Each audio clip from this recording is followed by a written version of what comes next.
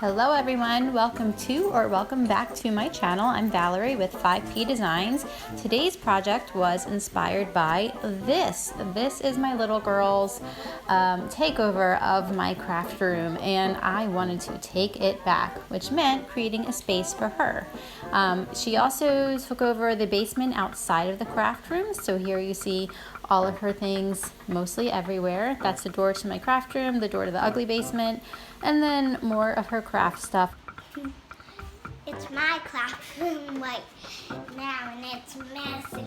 I need to clean it with Mommy. Here's some terrible footage of making containers for her craft supplies using recycled materials and scraps of fabric and, of course, hot glue.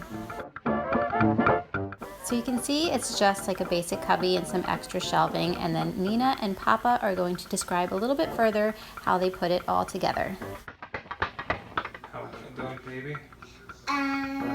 We are going to cut this piece down so we can put it here and there. That's what we're doing.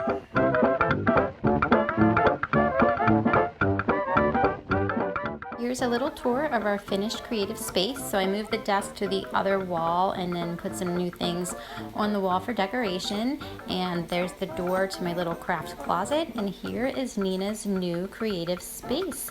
And when she wants to do something messy like paint or glue or whatever, we have Dollar Tree placemats that we put on the surface so that it doesn't get all messy. And they are the upcycled containers that we have her colored pencils and markers and pipe cleaners and all of those goodies, and a little snail caddy that she decorated herself and holds some other materials.